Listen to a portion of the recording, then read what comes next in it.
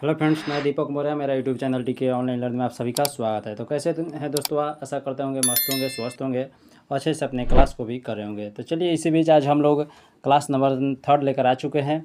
आपका यूटेरिया 5000 plus question का।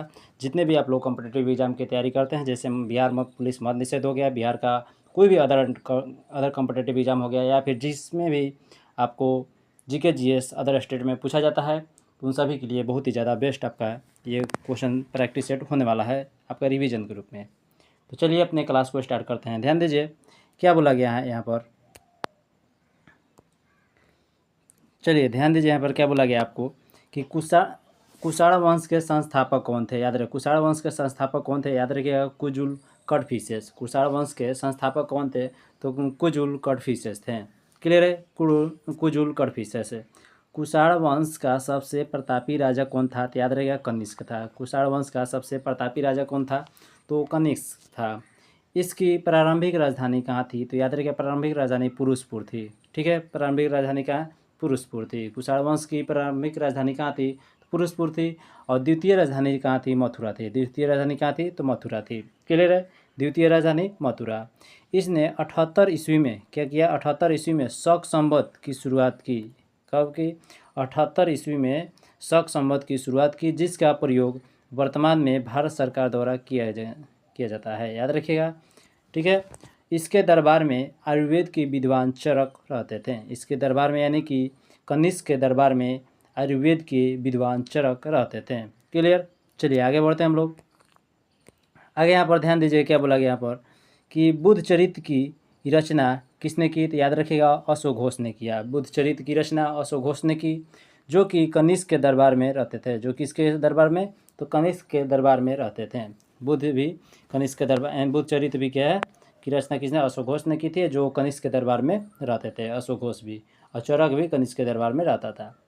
गांधार शैली एवं मथुरा शैली का सर्वाधिक विकास जो है कनिष्क के शासनकाल में हुआ। याद रखें, कनिष्क के शासनकाल में हुआ था। किसका? तो गांधार शैली एवं मथुरा शैली का सर्वाधिक विकास कनिष्क के शासनकाल में हुआ। तो प्रसिद्ध रेशम मार्ग का प्रारंभ कनिष्क ने कराया था। याद रहे, कनिष्क ने कराया था। प्रसिद्ध रेशम मार्ग का प्रारंभ जो है कनिष्क ने कराया था। क्लियर? कुषाण वंश के समय ही सर्वप्रथम बुद्ध की खड़ी प्रतिमा का निर्माण हुआ। याद रखिए, कुषाण वंश के समय ही सर्वप्रथम बुद्ध की खड़ी प्रतिमा का निर्माण हुआ था। क्लियर? याद रखें, कुषाण वंश के समय ही सर्वप्रथम बुद्ध की खड़ी प्रतिमा का निर्माण हुआ था।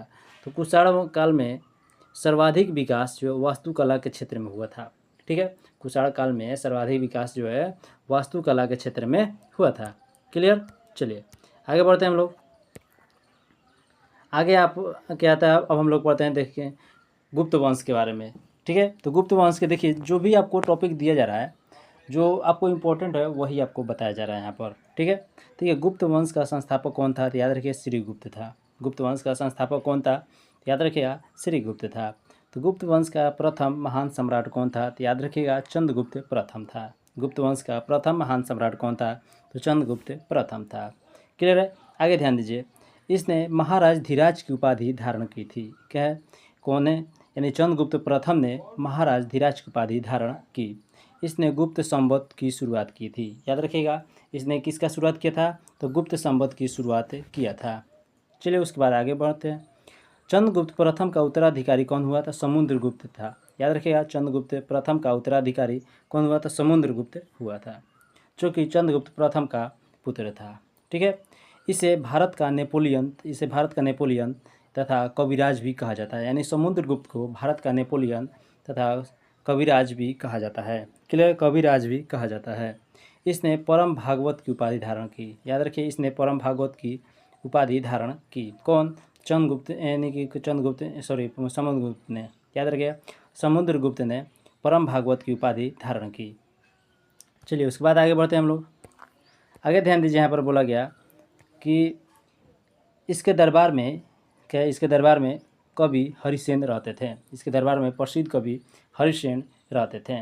ठीक है, इसके दरबार में प्रसिद्ध कवि हरिसेन रहते थे। तो समुद्रगुप्त का उत्तराधिकारी कौन हुआ? तो चंद्रगुप्त द्वितीय हुआ। समुद्रगुप्त का उत्तराधिकारी कौन हुआ? तो चंद्रगुप्त द्वितीय हुआ। याद रखिए, चंद्रगुप्त द्वितीय हुआ। इसके शासनकाल का फाहियान भारत आया था। इसके शासनकाल का फाहियान भारत आया था। यानी कि चंद्रगुप्त द्वितीय के शासनकाल में फाहियान जो है भारत आया था। क्लियर? और याद रखिएगा, चंद्रगुप्त द्वितीय के दरबार में कालिदास, धन्वंतरि, वराहमिहिर जैसे विद्वान रहते थे। क्लियर? याद रखें, कौन? चंद्रगुप्त द्वितीय के दरबार में कालिदास, धन्वंतरि, वराहमिहिर विद्वान रहते थे इस तरह के।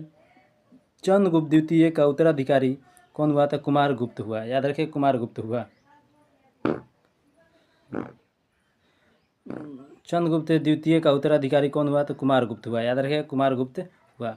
चंद्रगुप्त द्वितीय का उत्तराधिकारी कौन हुआ? कुमारगुप्त हुआ। क्लियर है? इसने नालंदा विश्वविद्यालय की स्थापना की। इसने क्या? नालंदा विश्वविद्यालय की स्थापना की। क्लियर? याद रखिए, इसने नालंदा विश्वविद्यालय की क्या है? स्थापना की। याद रखिए, इसने नालंदा विश्वविद्यालय की स्थापना की। कौन? तो कुमारगुप्त ने कराया था। ठीक है, जो कि चंद्रगुप्त द्वितीय का उत्तराधिकारी हुआ। याद रखिएगा, उसके बाद आगे ध्यान दीजिए, प्रसिद्ध सुदर्शन झील का पुनरुद्धार किसने किया? याद रखिएगा, स्कंदगुप्त ने किया था। कौन? स्कंदगुप्त ने किया था। प्रसिद्ध सुदर्शन झील का पुनरुद्धार किसने किया? तो स्कंदगुप्त ने किया था। चलिए, उसके बाद हम लोग आगे बढ़ते हैं। आगे देखिए, यहाँ पर बोला गया आपसे कि अंतिम गुप्त शासक कौन था? तो याद रखिए, अंतिम गुप्त शासक आपका तो विष्णुगुप्त था। याद रखिए, अंतिम गुप्त शासक कौन था? अंतिम गुप्त शासक कौन था? तो विष्णुगुप्त था।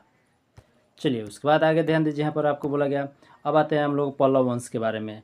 ठीक है, पल्लव वंश की जानकारी लेते हैं। याद रखिएगा, पल्लव वंश का संस्थापक कौन था? तो सिंह विष्णु था। सिंह विष्णु था। क्लियर? याद रखें, पल्लव वंश का संस्थापक कौन था? तो सिंह विष्णु था। क्लियर? सिंह विष्णु जो था पल्लव वंश का संस्थापक था। इस वंश की राजधानी यानी पल्लव वंश की राजधानी जो है, पल्लव वंश की राजधानी कांचीपुरम थी। क्लियर? याद रखें, इस वंश की राजधानी यानी पल्लव वंश की राजधानी क्या थी? कांचीपुरम थी। क्लियर? याद रखें, कांचीपुरम थी। पल्लव वंश की राजधानी क्या थी? कांचीपुरम थी। तो मत विलास प्रहसन के लेखक महेंद्र वर्मन प्रथम इसी वंश से संबंधित है। मत विलास प्रहसन के लेखक महेंद्र वर्मन प्रथम इसी वंश से क्या संबंधित है? किससे संबंधित है? इसी वंश से संबंधित है। यानी कहने का मतलब है कि पल्लव वंश से संबंधित है। क्लियर है? महाबलीपुरम के 81 में यह रथ मंदिर का निर्माण कराया था नरसिंह वर्मन प्रथम ने कराया था। क्लियर रखिए, नरसिंह वर्मन प्रथम ने कराया था। महाबलीपुरम के 81 में यह रथ मंदिर का निर्माण कराया था। कौन? नरसिंह वर्मन प्रथम ने कराया था। इसने वातापी कोड की उपाधि धारण की थी। क्लियर है? वातापी कोड की उपाधि धारण की थी। क्लियर? चलिए, उसके बाद आगे बढ़ते हैं हम लोग। आगे देखिए, यहाँ पर क्या बोला गया आपको आगे कि कांची स्थित कैलाश मंदिर का निर्माण करवाया था। कौन? नरसिंह वर्मन द्वितीय ने कराया था। नरसिंह वर्मन द्वितीय ने कांची स्थित कैलाश मंदिर का निर्माण करवाया था। नरसिंह वर्मन द्वितीय ने कराया था। क्लियर? प्रसिद्ध पुस्तक 10 कुमार चरित्र के लेखक दंडी इन्हीं के दरबार में रहते थे। याद रखिएगा, तो किसके दरबार में रहते थे? तो प्रसिद्ध पुस्तक 10 कुमार चरित्र के लेखक दंडी जो है इन्हीं के दरबार में रहते थे। ठीक है, चलिए, उसके बाद आगे बढ़ते हैं हम लोग। आगे यहाँ पर ध्यान दीजिए, क्या बोला गया आपको?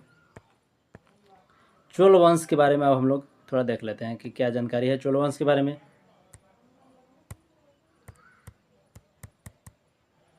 देखिए, यहाँ पर चोल वंश के बारे में आपको क्या बोला गया कि चोल वंश का संस्थापक कौन था? तो याद है विजयालय। चोल वंश के संस्थापक कौन थे? तो विजयालय। याद है, चोल वंश के संस्थापक कौन थे?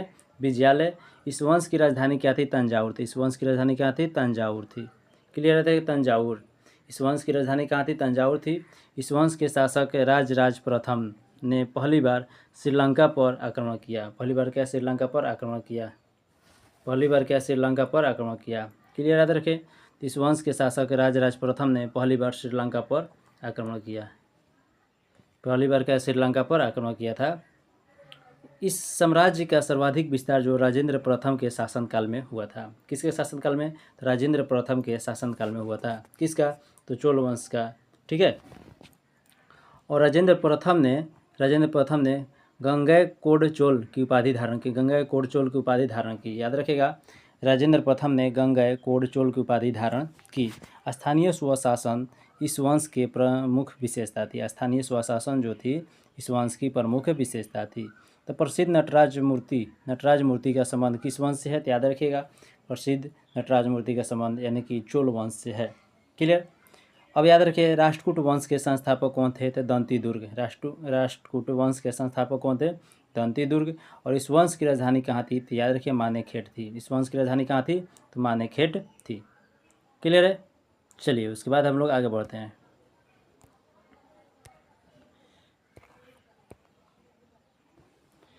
देखिए यहाँ पर बोला गया आपको कि राष्ट्रकूट वंश की राजधानी कहाँ थी, तो मानेखेट थी। और राष्ट्रकूट वंश के प्रमुख शासक कौन हुए, तो याद रखिए कृष्ण प्रथम, कृष्ण द्वितीय, अमोघ वर्ष। क्या थे प्रमुख शासक कौन थे, कृष्ण प्रथम, कृष्ण द्वितीय और अमोघ वर्ष। ठीक है। एलोरा के प्रसिद्ध कैलाश मंदिर का निर्माण कृष्ण प्रथम ने करवाया था। एलोरा के प्रसिद्ध कैलाश मंदिर का निर्माण कौन कराया था, कृष्ण प्रथम ने करवाया था। कृष्ण प्रथम ने करवाया था, याद रखिएगा। उसके बाद त्रिपक्षीय संघर्ष में इस वंश के शासक ध्रुव, त्रिपक्षीय संघर्ष में इस वंश के शासक ध्रुव ने कनौज पर अधिकार करने के लिए पाल वंश और प्रतिहार वंश के शासकों को पराजित किया। क्या बोला गया कि त्रिपक्षीय जो संघर्ष था उसमें राष्ट्रकूट वंश के शासक ध्रुव ने कनौज पर अधिकार करने के लिए पाल वंश और प्रतिहार वंश के शासकों को पराजित किया। तो प्रसिद्ध कन्नड़ पुस्तक कविराज मार्ग की रचना अमोघ वर्ष ने किया था। किसने किया था, अमोघ वर्ष ने किया था। प्रसिद्ध कन्नड़ पुस्तक कविराज मार्ग की रचना अमोघ वर्ष ने किया था। तो पाल वंश के संस्थापक कौन थे, गोपाल थे। पाल वंश के संस्थापक कौन, तो गोपाल। याद रखिए पाल वंश के संस्थापक कौन थे, गोपाल थे। और इस वंश की राजधानी कहाँ थी, तो याद रखिए मुंगेर थी। इस वंश की राजधानी कहाँ थी, तो मुंगेर बिहार थी। याद रखिएगा इस वंश की राजधानी कहाँ थी, तो मुंगेर बिहार।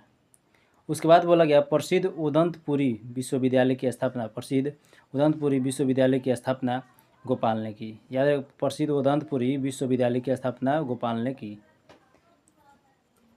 क्लियर है। चलिए उसके बाद हम लोग आगे बढ़ते हैं।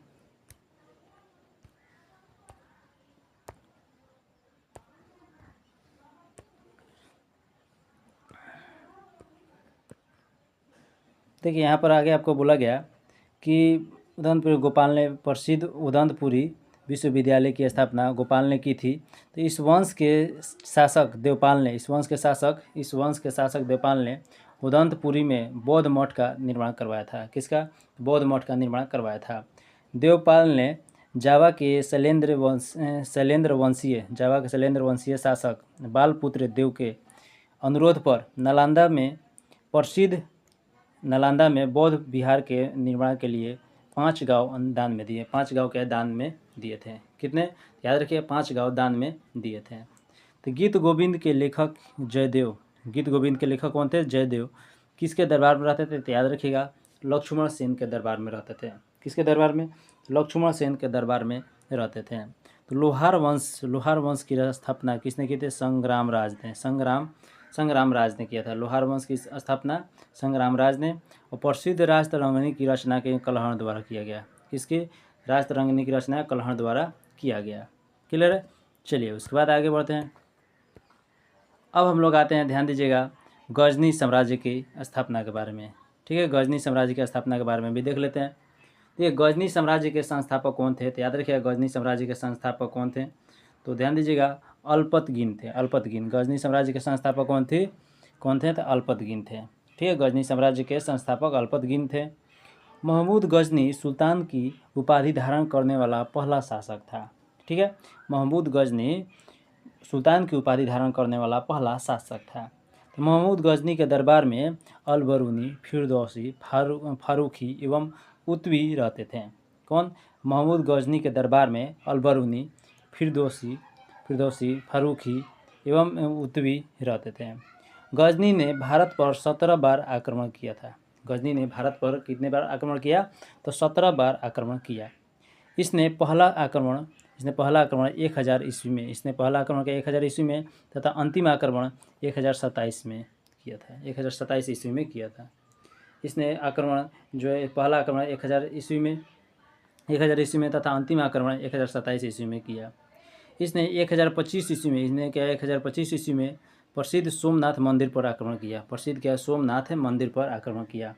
क्लियर है? सोमनाथ मंदिर पर आक्रमण किया। चलिए उसके बाद आगे बढ़ते हैं। आगे यहाँ पर ध्यान दीजिए, आगे यहाँ पर आपको क्या बोला गया कि मोहम्मद गौरी ने भारत पर पहला आक्रमण 1175 ईस्वी में किया था। मोहम्मद गौरी ने भारत पर पहला आक्रमण कब किया था? 1175 ईस्वी में किया था। 1175 ईस्वी में किया। दूसरा उसने आक्रमण 1178 ईस्वी में किया। 3 साल बाद जो है कहाँ पर? पाटन गुजरात में किया था। पाटन गुजरात में किया। और इस समय यहाँ का शासक कौन था? भीम सेकंड था। इस समय यहाँ का शासक कौन था? तो भीम सेकंड था। ठीक है। अब यहाँ पर ध्यान दीजिए, कुछ तराइन के युद्ध है तो उसके बारे में भी देख लेते हैं। ठीक है, गौरी कुछ युद्ध हैं, जैसे याद रखिएगा। तो तराइन का प्रथम युद्ध कब हुआ था? तो याद रहे 1191 में हुआ था। तराइन का प्रथम युद्ध कब हुआ था? 1191 में हुआ था। ठीक है, तराइन का प्रथम युद्ध 1191। तराइन का द्वितीय युद्ध जो है 1192 में। तराइन का द्वितीय युद्ध 1192 में। चंदावर का युद्ध 1194 में। चंदावर का युद्ध 1194 में। गौरी एवं पृथ्वीराज चौहान वंश चौहान विजय हुआ था उसमें। ठीक है, और याद रखिए गौरी एवं पृथ्वीराज चौहान के बीच गौरी विजय हुआ था। क्लियर है? तो यहाँ पर देखिए हुआ क्या था कि तराइन का जो प्रथम युद्ध हुआ था ना, उसको कब हुआ था? 1191 में हुआ था।